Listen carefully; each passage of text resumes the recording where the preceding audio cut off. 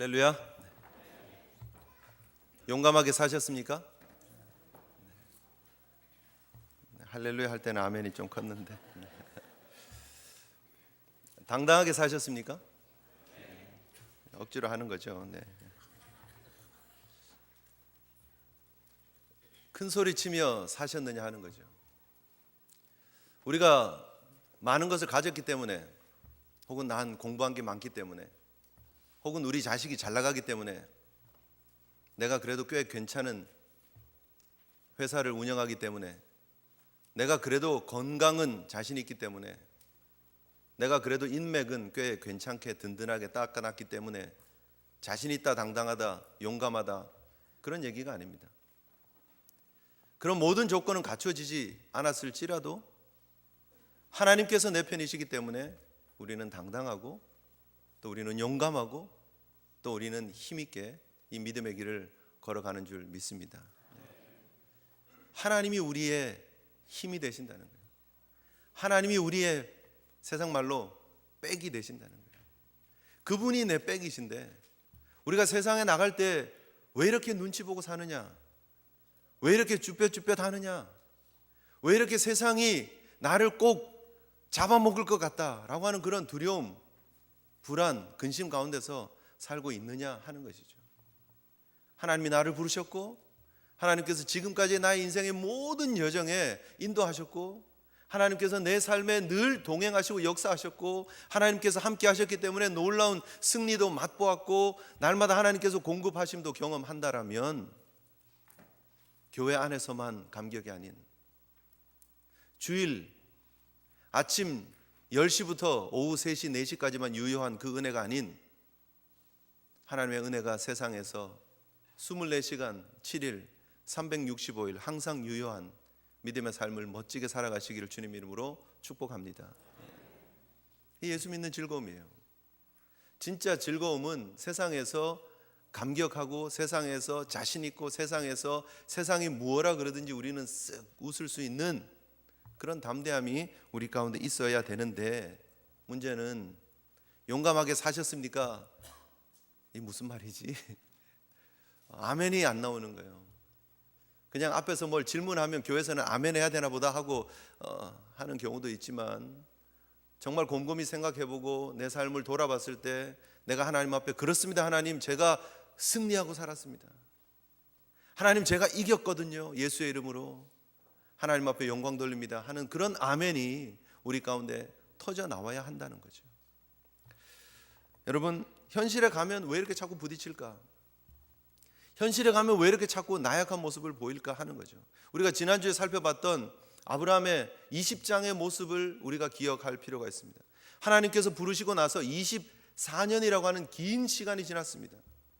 하나님께서 고비고비마다 함께 하셨고, 엄청난 전쟁의 승리도 맛보았고, 하나님께서 소돔을 멸망하실 때에 멸망시키시는 그 중에서 하나님께서 특별히 아브라함은 찾아오시고 하나님의 비밀을 보여주시고, 내가 너의 친구다 라고 말씀하시는 그런 하나님을 경험했었습니다.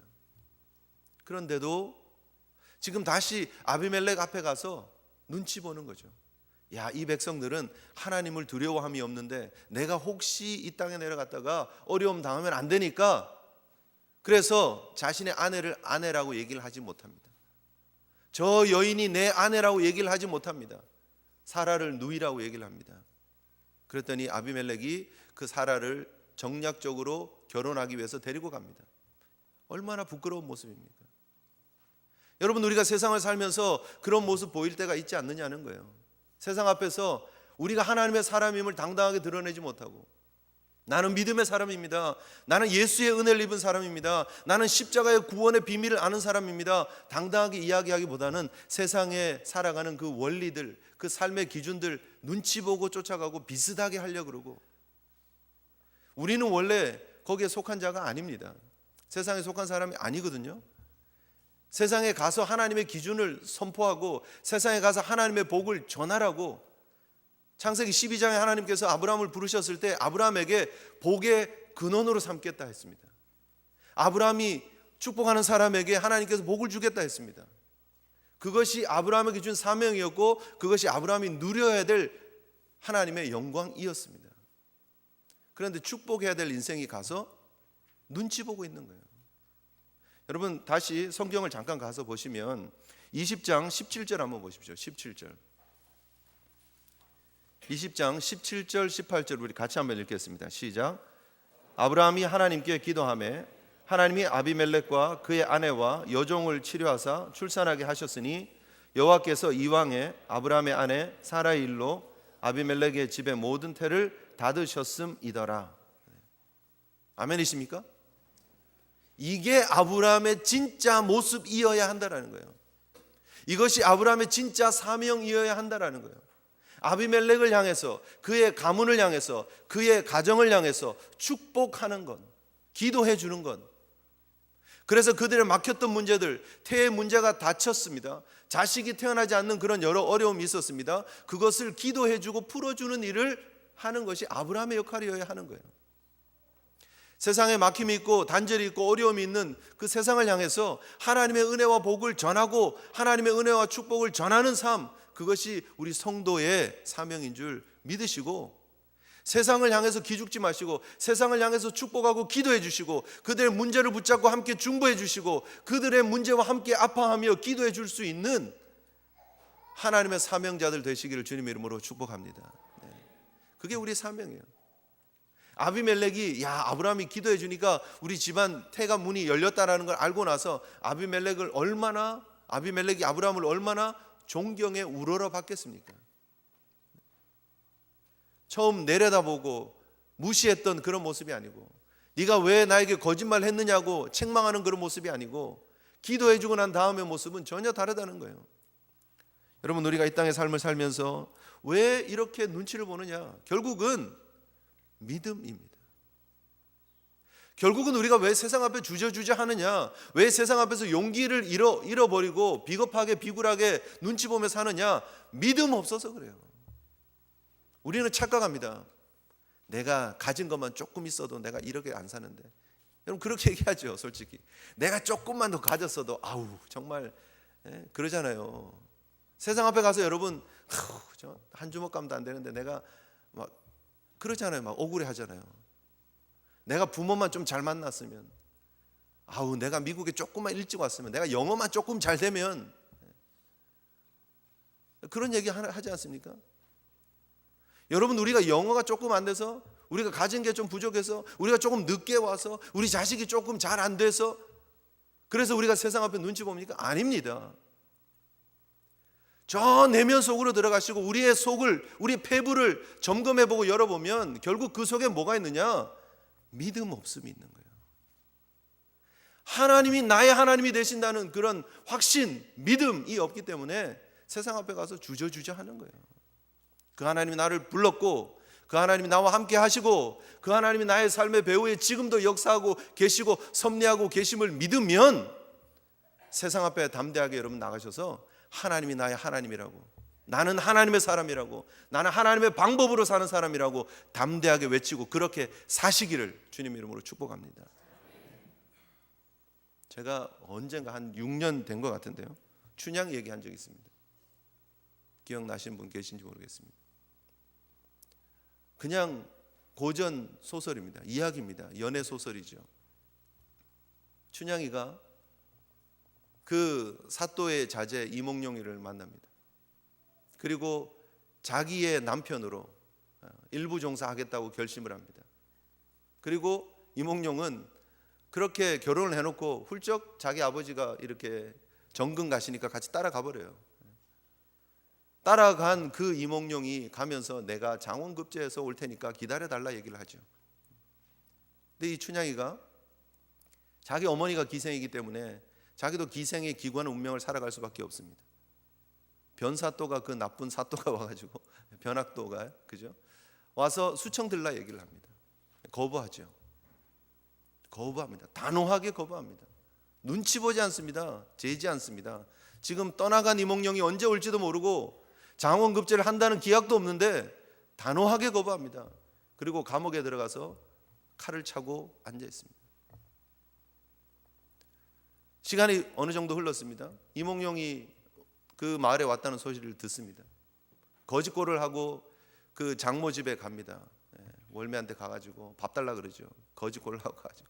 그러니까 장모는 속이 터지는 거예요. 이게 우리 딸은 지금 이 이몽룡 오는 것만 기다리고 있는데 이 거짓골을 하고 와가지고 밥 달라 그러니까 밥은 주면서 얼마나 화딱지가 나겠어요.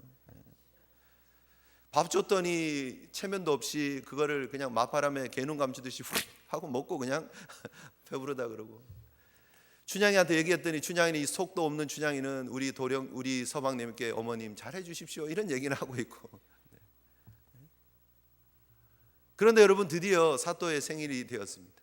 춘향이는 칼을 차고 수청을 들겠느냐 안 들겠느냐 최후 통첩을 받는 날이고, 이도령은 역시 거짓골을 하고 와가지고 거기서 시 한 수 쓰겠다고 와서 사또의 잔치에 나타납니다. 그리고 왔다가 나가고 결국 나중에 최후에 네가 끝까지 내 청을 거정을 하겠느냐 수청을 들겠느냐 안 들겠느냐 할 때 안 들겠다고 얘기를 합니다. 그때 사또가 잔치하고 있는 그곳의 문이 벌컥 열리면서 뭐죠? 네. 암행어사 출도요. 네. 마패를 당당히 내밀고 네. 이몽룡이가 나타납니다. 소설 속에 춘향이 정도도 안 되는 한 낭군을 향해서, 한 남편을 향해서 지져 있는 모습으로 그분이 올 거야, 그분을 나는 너무너무나 사랑해서 내 몸 더럽힐 수 없어 라고 목숨 걸고 나갔던 춘향이만큼도 우리가 신앙생활을 못하고 있지 않느냐는 거예요. 하물며 사람을 향한 그런 신뢰와 믿음도 이만할진데, 천지를 지으신 하나님께서 우리와 함께 하신다 그러고 그분이 우리를 부르셨고 그분이 우리에게 좀 구별되게 살으라고, 거룩하게 살으라고 말씀하시는데, 세상에 나가면 모두가 확 바뀌는 거예요. 세상 모드로. 세상에 나가면 눈치 보고 세상에 나가면 콱 넘어지고 그러고 있지 않느냐 하는 것입니다. 주일 아침 30분 40분의 짧은 설교에 그냥 마음이 조금 찔렸다가 시간이 지나면 또 밥 먹다 보면 헬렐레 하고 풀려가지고 주일 오후만 되면 언제 그런 일이 있었냐는 듯이 다시 세상 모드로 바뀌어버리는 그런 성도의 삶으로 돌아가지 말자라는 거예요. 왜냐하면 하나님이 여전히 우리의 삶의 주인 되시고 하나님이 여전히 우리를 포기하지 않으시기 때문입니다. 오늘 우리가 21장의 모습을 봅니다. 21장 1절부터 7절에 놀라운 축복의 메시지를 봅니다. 역시 하나님이 정말 아브라함에게 약속하신 대로 하나님이 약속한 예정한 그 아들 이삭을 품에 안아 주십니다. 역시 아브라함, 역시 잘 되는 사람은 잘 되는구나. 나이가 100살이 됐는데 어떻게 아들을 안을 수가 있어? 어떻게 90이 된 여인이 아이를 안을 수가 있어? 사람들이 보고 부럽다, 잘 된다, 저건 기적이야, 정말 대단해. 여러분, 우리 인생 속에 이삭 같은 그런 축복이 이루어지기를 원하십니까? 그것이 부러우십니까? 그것만 보고 계십니까? 이삭을 안고 있는 아브라함이 부럽습니까? 이삭을 안고 있는 사라가 부럽습니까? 그것 때문에 여러분 신앙생활 하십니까? 내 인생에도 이삭을 주시옵소서, 그겁니까? 정말 중요한 것은 무엇입니까? 하나님께서 여기서 지금 말씀하시는 것이 무엇입니까? 누가 하셨다고요? 여호와께서 말씀하신 대로 사라를 돌보셨고 여호와께서 말씀하신 대로 사라에게 행하셨으므로 누가 하셨다고요? 여호와께서 하셨다는 거예요. 하나님이 하셨다는 걸 지금 말씀하기 위해서 21장이 여기 지금 나오고 있는 거예요. 하나님께서 예정하신 대로, 하나님께서 약속하신 대로, 하나님께서 그렇게 반복적으로 말씀하신 대로 하나님께서 드디어 그 약속을 이루셨다라는 거예요. 사라가 그걸 고백하잖아요. 6절에 사라가 이르되 하나님이 나를 웃게 하시니 듣는 자가 다 나와 함께 웃으리로다. 하나님이 나를 웃게 하셨다는 거예요. 여러분, 사실 하나님께서 이 아브라함과 사라에게 자식이 있을 것을 18장에 오셔서 진지하게 말씀하셨습니다. 그렇죠? 18장에 아브라함의 장막에 여호와께서 천사를 대동하고 나타나셔서 같이 들어가서 귀한 음식 같이 나누시고 친교하시고, 그리고 내년 이맘때 사라가 아들을 안고 있을 거다고 말씀하십니다. 아브라함도 웃고 사라도 웃고 그걸 믿음으로 받아들이지 못합니다. 그럼에도 불구하고 하나님 그 약속을 주셨어요. 그리고 그 약속이 드디어 이루어진 거예요. 그런데 18장의 그 말씀, 그 이후에 어떤 사건이 있습니까? 소돔과 고모라가 멸망하는 사건이 있습니다. 20장에 어떤 사건이 있습니까? 19장 마지막에 어떤 사건이 있습니까? 모압과 암몬이 어떻게 시작이 되었는가에 대한 그 롯과 롯의 두 딸과의 관계를 통해서 모압과 암몬이 시작되었다는 것을 보여줍니다. 밝혀줍니다. 그리고 20장에 아브라함의 실수를 또 밝혀주십니다. 왜 이런 내용들이 18장에서 21장으로 바로 가지 않고 중간에 들어가 있느냐는 거예요. 처음 이 창세기를 모세를 통해서 들었던 광야 2세들의 입장에서 여러분 한번 생각해 보세요. 처음 듣는 얘기예요, 여러분. 처음. 우리는 태어날 때부터, 여러분 참 어릴 때부터 성경이 있었고 어릴 때부터 교회 다니신 분들은 이 얘기를 너무너무 많이 들었고, 여러분 이 설교하기 전에 다음 주는 21장이니까 목사님 이런 설교를 하시겠구나, 다 예측이 가능했던 얘기지만, 사실 이스라엘 백성들에게 들려지는 이 창세기의 스토리는 모세가 처음 전해주는 이야기예요. 그들이 지금 18장 이야기를 들을 때 역시 우리는 대단한 민족이, 하나님께서 직접 인간의 몸으로 하시고 나타나셔서 아브라함을 찾아가시고 장차 벌어질 모든 일들을 얘기를 해주셨고, 그렇게 대단한 민족이구나 하는 것을 자긍심을 느낄 수 있는 사건이 있었어요. 소돔과 고모라 역시 하나님 안 믿는 민족들은 심판당하고 멸망당하고 유황불로 하나님 심판하셨구나, 그렇게 봅니다.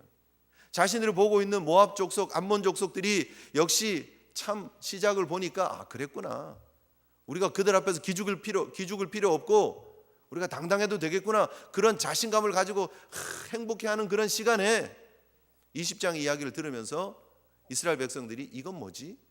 그죠? 왜 아브라함이 이 얘기를 또 반복하지? 잠깐 모세가 12장에 한번 했는데 지금 잊어먹고 또 얘기하는 거 아니야? 할 정도의 비슷한 이야기가 또 반복되어지고 있다는 거예요. 바로에게 했던 얘기, 그거를 지금 헷갈려가지고 아비멜렉이라고 바꿔가지고 하신 거 아니야? 할 정도로 부끄럽게 24년이 지난 이후의 이야기를 그렇게 해주고 있어요. 이스라엘 백성의 입장에서는 모세에게 잠깐만요, 이 있습니다. 왜 그 얘기를 지금 저희들에게 하고 있습니까? 그 얘기 안 해도 되잖아요. 하나님이 그거 없던 일로 만들어 주신 거 아니에요?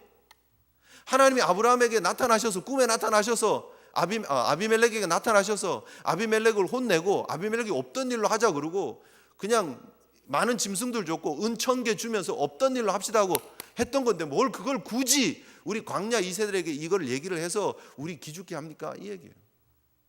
그럴 수 있습니까? 없습니까? 그럴 수 있죠. 좋은 기록만 남길 수 있습니다. 꼭 창세기가 50장이어야 합니까?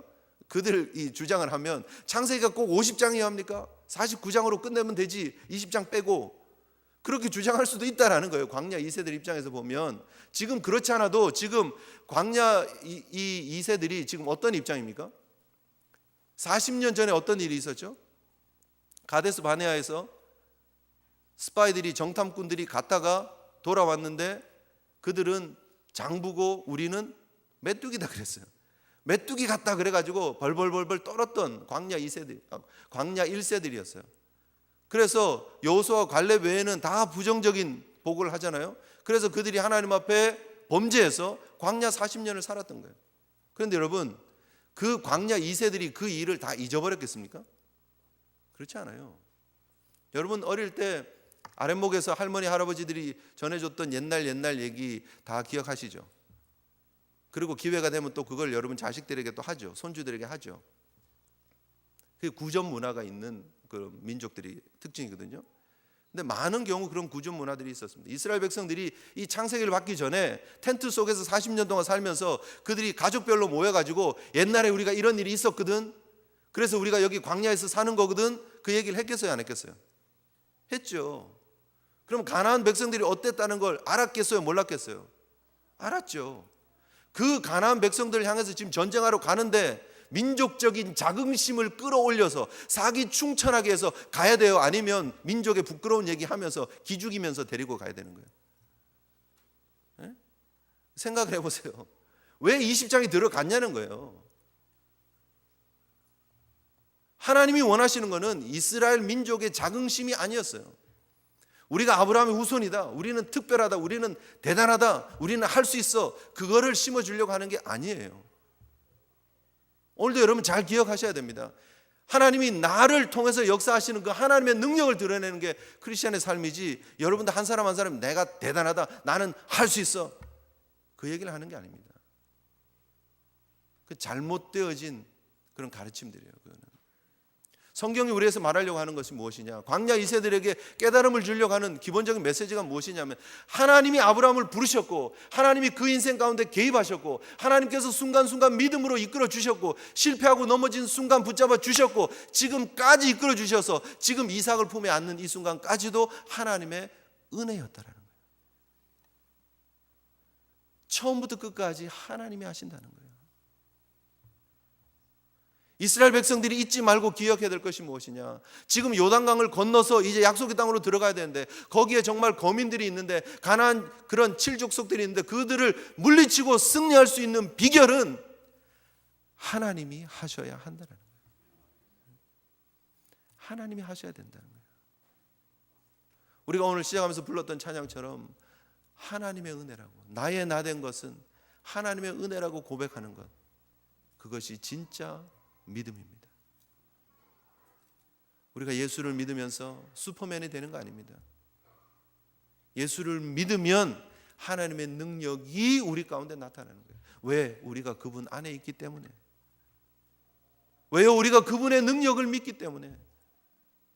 우리가 그분이 우리 인생의 주인 되심을 믿기 때문에 그렇다라는 것입니다.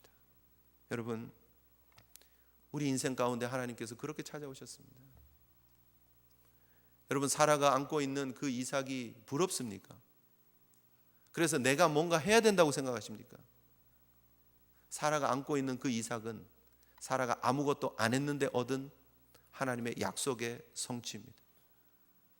우리 인생 가운데 여러분, 내가 했다라는 걸 드러내고 싶습니까? 내 아들, 내 이삭, 내 새끼, 내 금쪽 같은 자식, 내 사업, 내 건강, 내 학위, 내 물질, 내 명예, 다 의미 없는 것입니다. 그것이 그리스도 안에서 재해석되어지지 않으면 아브라함과 사라 한풀이 하라고 이삭을 준 게 아니에요. 여러분, 우리 인생을 지금까지 하나님이 축복해 주시고 여기까지 인도해 주셨는데 여러분 한풀이 하라고 여러분 인생을 축복하신 게 아니라니까요. 내가 한국에서 정말 힘들게 어렵게 살았는데 내가 그래도 미국 가서 자수성가했다, 그래서 한풀이가 되셨다, 그게 아니라니까요. 그게 여러분을 여기까지 인도하신 하나님의 목적이 아니라니까요. 여러분, 우리가 착각하는 게 얼마나 많습니까? 내가 안고 있는 이삭, 내 거라고 생각하는 경우 있지 않습니까? 내가 이거 어떻게 해서 이룬 비즈니스인데, 내 비즈니스예요. 내가 자식들을 얼마나 애써서 키웠는데. 자식들한테도 그렇죠. 야, 너 기억해? 우리가 엄마 아빠가 얼마나 고생했는지 너 알지? 먹을 거 못 먹고 잘 거 못 자고 아침부터 저녁까지 고생해서 너 여기까지 키워놓고 여기까지 이렇게 된 거니까 너 나한테 잘해. 내 새끼예요. 내 금쪽 같은 내 새끼예요. 그냥 내 자식이에요. 물론 여러분, 우리가 자녀들과의 관계나 여러분이 이뤄놓은 비즈니스를 제가 폄하하려는 게 아니라는 거예요. 하나님께서 여러분들에게 이루어주신, 하나님께서 여러분을 통해서 이루신 그 모든 것들의 진짜 의미를 발견하라는 거예요. 진짜 의미. 아브라함이, 사라가 지금 안고 있는 이삭의 진짜 의미는 그 이삭을 보면서 역시 하나님이 하셨군요라고 고백하게끔 하나님 그걸 원하시는 거예요. 그래서 다시 달라고 그러시는 거예요. 하나님이 이제 그건 나중에 보겠지만 다시 줘. 그래도 줄 수 있어야 되는 거예요. 왜? 내게 아니니까. 내게 아니니까. 여러분, 여기에서 멈추면 안 된다는 거예요. 항상 너무 축복을 단편적으로 보지 마십시오. 그냥 하나님이 뭘 주면 축복이고 뺏어 가시면 축복이 아닙니까? 그렇지 않아요. 하나님이 내 배후에 역사하시는 삶이기 때문에 모든 삶이 축복입니다. 우리의 인생이 롤러코스터처럼 올라가기도 하고 내려가기도 하고 올라가기도 하고 내려가기도 합니다. 어려움이 있습니다. 그러나 그 인생 가운데도 하나님 내 배후에 계시기 때문에 축복이라는 거예요. 하나님이 하셨습니다를 고백하는 저와 여러분 되시기를 주님의 이름으로 축복합니다. 어떻게 하십니까? 하나님의 약속대로 하신다는 거예요. 약속대로. 오늘 본문이 우리에게 말하고 있는 것이 그것입니다. 여호와께서 말씀하신 대로, 말씀하신 대로 조금도 다르지 않게. 엘리에셀입니까? 아니다. 이스마엘입니까? 아니다. 사라에게서 태어나야 된다. 그 말씀 그대로, 그것도 언제요? 1년 후에 그대로 하나님 말씀 그대로 이루어졌다는 거예요. 믿으십니까? 아브라함에게만 유효한 하나님의 약속입니까? 그렇지 않아요. 우리 하나님의 모든 성도들에게 유효한 하나님의 말씀입니다. 하나님이 저와 여러분들의 하나님 되시겠다고 약속하셨습니다. 아멘이십니까? 하나님께서 우리의 삶 배후의 역사하심을 약속하셨습니다. 하나님 우리가 어디 가든지 함께 하시겠다고 약속해 주셨습니다. 하나님께서 우리를 통해서 영광 받기 원하신다고 약속해 주셨습니다. 하나님께서 시작하신 일들 하나님이 완성하실 거라고 약속해 주셨습니다. 하나님께서 우리를 새 하늘과 새 땅까지 인도하시겠다고 약속해 주셨습니다. 믿으세요, 믿으세요. 그 약속 받은 자로 좀 당당하게 살아가세요. 여러분 자녀들하고 약속을 했어요. 엄마 이것 좀 해주세요. 알았어. 해주겠다 그랬는데, 저녁에 약속했는데 잠자려고 그랬는데 다시 엄마 잠자려고 그러는데 막 잠들려고 그러는데, 왜? 엄마 약속 안 잊었죠? 알았어 한다니까. 새벽 한 2시쯤 됐는데 다시 엄마 약속 안 잊었죠? 아침에 눈 뜨자마자 새벽 한 6시쯤 엄마 약속 안 잊었죠? 짜증 나요 안 나요? 짜증 나죠. 아 내가 얘기를 했으면 믿으라고 한다니까. 왜 그러냐고. 그럴 거 아니에요. 예를 들면 그렇다는 거죠. 여러분 우리가 하나님 앞에 나갈 때 이런 철없는 어린아이처럼 그러고 있지 않느냐는 거예요. 하나님 그거 아직도 유효한 거예요? 그리고 하나님이 그렇다니까 하고 확인해 주고 그런 사건들이 계속 반복되지 않으면요 잊어먹어요. 하나님 나 잊어먹었나 보다. 하나님 나랑 상관없나 보다. 그죠? 다른 사람들이 잘 되는 거 보면 부러워하고, 세상 사람들이 잘 되는 거 보면 부러워하고. 그러나 여러분 하나님은 우리에게 하신 그 약속을 반드시 이루신다는 거예요. 아브라함에게 주신 그 약속을 25년이 지나서 이루셨습니다. 긴 인내의 시간이었습니다. 그런데 하나님께서 그 시간을 훈련하시고 준비시키시고 연단하셔서 하나님의 때에 주셨다는 거예요. 오늘 본문을 보시면 2절에 사라가 임신하고 하나님의 말씀하신 시기가 돼요. 노년의 아브라함에게, 나이가 많은 아브라함에게, 성경을 알아요. 그때가 나이가 많았다는 것, 그때 아브라함이 불가능한 나이였다는 걸 알아요. 그런데 그때에 그때가 하나님이 예정하시고 준비하신 시간이었다는 거예요. 그리고 그때 이루어 주셨다는 거예요. 여러분 우리에게 하나님이 예정한 시간들이 있습니다. 하나님 여전히 그 아브라함의 하나님이 우리의 하나님이시잖아요. 우리가 그걸 믿잖아요. 그러면 하나님의 예정한 때에 하나님의 약속을 이루실 거를 우리가 믿어야 돼요. 그 때를 우리가 막 조절하면 안 돼요. 하나님이 예정한 때가 있어요. 하나님이 그 예정한 때를 위해서 준비시키시고 훈련시키세요. 우리는 지금 당장 빨리 이 사업의 문제가 해결됐으면 좋겠어요. 우리는 당장 지금 빨리 우리 자식이 정신 차리고, 우리 자식이 정말 효도하고, 우리 자식이 당당하고, 우리 자식이 세상에서 좀 잘 나갔으면 좋겠어요. 그런데 그것이 하나님의 때가 아닐 때가 있어요. 내가 힘들고 어렵고 아브라함처럼 흉년의 때가 되어서 애굽으로 내려가는 때가 있습니다. 정말 불안해서 아비멜렉의 처소로 가서 눈치 보며 거할 때가 있기도 합니다. 블레셋 땅으로 가서 자기에게 주어진 그 모든 부귀와 그런 재산들 다 하나님으로부터 오는 것인 줄 알고 소돔 왕에게 다 놓고, 또 초라하게 자기의 텐트 치고 그냥 상수리 나무 옆에다가 제단 쌓고 헤브론에 머무는 그런 때가 있습니다. 어떻게 보면은요, 그 소돔 왕에게 그거 안 주고 움켜쥐면 성공 같아 보이죠. 그런데 내주는 게 성공이에요. 어떻게 보면 여러분 우리가 이 땅에 많은 거를 누리고 넉넉하게 사는 게 성공인 것처럼 보이죠. 그러나 때로는 그런 거 다 내려놓고 흉년의 때에 하나님만 바라보고 아침 저녁으로 끼니 걱정하면서 사는 게 그게 성공이에요. 우리가 생각하는 성공하고 하나님이 원하는 성공하고 여러분 막 섞지 말자라는 거예요. 우리가 생각하는 성공의 때와 하나님이 원하시는 성공의 때를 막 섞지 말자라는 거예요. 하나님의 때가 반드시 있습니다. 그리고 그 하나님의 때는 여러분의 삶에 지금도 이루어지고 있습니다. 하나님이 배후에 역사하시는데 뭘 두려워하십니까? 하나님이 여러분의 하나님 되시는데 뭘 염려하십니까? 때가 되면 낙심하지 마세요. 때가 되면 하나님 그 일을 이루신다니까요. 이삭을 주신 하나님은 이 이삭을 아브라함 사라에게 한풀이하라고 주신 이삭이 아니었다는 사실을 우리가 기억해야 됩니다. 바로 이것이 하나님의 구원의 계획의 연속성을 나타내는, 하나님의 구원이 하나님의 은혜로 이루어진다라는 것을 보여주는, 하나님의 구원의 놀라운 계획이 죽은 것 같았던 사라의 태를 여셔서 생명을 주시는 은혜로 이어지고 있음을 보여주는, 예수 그리스도가 장차 어떻게 오실 것을 예표하는 사건이었다는 거예요. 아멘이십니까? 여러분, 우리의 인생이 무엇을 나타내야 됩니까? 하나님의 은혜를 나타내고 하나님의 복음을 나타내고 하나님의 구속의 은혜를 드러내는 삶이어야 합니다. 이삭이 예언되어진 아들이었던 것처럼 예수 그리스도는 예언되어진 메시아였습니다. 이삭이 말씀대로 태어난 것처럼 예수 그리스도께서는 약속대로 언약대로 태어나셨습니다. 이삭이 때가 되니까, 하나님 말씀하신 시기가 되니까 태어났던 것처럼 예수 그리스도께서도 때가 참에 태어나셨습니다. 이삭이 사라의 그 죽은 것 같은 몸에서 태어났습니다. 불가능한 태를 여시고 나오셨습니다. 예수 그리스도도 처녀의 태에 태어나셨습니다.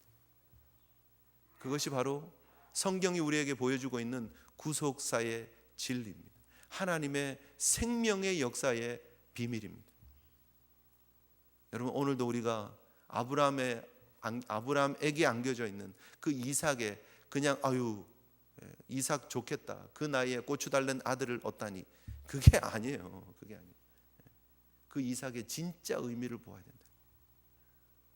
오늘도 우리의 삶에 여러분, 우리에게 아픔이 있기도 하고 어려움이 있기도 합니다. 그러나 반드시 하나님께서 우리의 인생의 진정한 웃음을 회복시키실 줄 믿으시기를 바랍니다. 때가 되면. 그리고 이 모든 것은 하나님의 은혜입니다. 하나님의 은혜입니다. 성경 다음으로 정말 많이 팔렸던 잠 버년의 철로 역정에 보면 이 기독도가, 크리스찬이 여행을 떠나는 그런 모습을 그리고 있습니다. 근데 그 기독도의 여행 중에서 의외로 되게 앞부분에 1부 7장에 보면 기독도가 십자가 앞에서 자신의 짐을 해결받는 모습을 보게 됩니다. 이 기독도가 자기가 지고 있는 그 짐이 있어요. 해결하지 못하는 짐이 있습니다. 이 짐을 어떻게든지 벗고 싶은데 벗을 수가 없어요. 인간적인 방법으로 현자에게 찾아가서 물어봐도 방법이 없어요. 어떤 노력으로 되어지는 게 아니다는 거예요. 결국은요, 이 기독도가 결국 어디에 가서 이 짐을 풉니까? 제가 잠깐 읽어드릴게요. 그때 나는 꿈속에서 크리스찬이 올라가고자 하는 길 양쪽에 높은 울타리가 돌려져 있는 것을 보았는데 그 울타리의 이름은 구원이었다. 그 기독도가 구원의 울타리를 옆으로 쫙 올라가고 있는 거예요. 지금 등에 무거운 짐을 지고 있는 크리스찬은 이 길을 달려 올라가는 동안 무척 고통스러워하는 것 같았다. 그러나 그는 쉬지 않고 계속 뛰어가서 마침내 한 언덕바지에 이르게 되었는데 그곳에는 십자가가 서 있었고 조금 떨어진 아랫부분에는 무덤이 입을 딱 벌린 채 놓여 있었다. 크리스찬이 십자가 위로 막 올라가려는 순간 그의 어깨로부터 짐이 풀어져 등에서 벗겨지더니 계속 미끄러져 내려와 마침내 무덤의 입구에서 그 속으로 굴러 떨어져 다시는 보이지 않게 되었다. 이것을 본 크리스찬은 무거운 짐을 벗어버린 홀가분함과 즐거움에 넘치는 마음으로 이렇게 말했다. 주께서 괴로움을 당함으로 내게 평안을 주셨고 주께서 목숨을 버리사 내게 영생을 주셨나이다. 조금 스킵하고요. 그는 기쁨에 넘쳐 머릿속에 샘물이 터지면서 눈물이 흘러내려와 두 뺨을 촉촉히 적시는 것도 느끼지 못한 채 십자가를 바라보고 또 바라보고 서 있었다. 이것이 구원의 은혜입니다. 기독도가 한 것은 하나밖에 없습니다. 십자가가 서 있는 그 언덕을 향해서 자기의 짐을 지고 올라갔던 것밖에 없어요. 그 십자가를 바라본 것밖에 없어요. 그런데 그 짐이 십자가 앞에서 벗겨져서 굴러 내려가서 무덤 속으로 들어가고 보이지 않았다는 거예요. 이것이 구원의 비밀입니다. 아브라함의 이 이야기를 통해서, 이삭의 이야기를 통해서 우리에게 주고 있는 메시지가 무엇입니까? 하나님이 하셨다는 거예요. 하나님이 하신다는 거예요. 저와 여러분의 인생에 내가라고 하는 주어를 내려놓고 하나님이라고 하는 주어를 붙잡는 귀한 인생 되시기를 주님의 이름으로 축복합니다. 하나님이 하셨습니다. 기도하시겠습니다.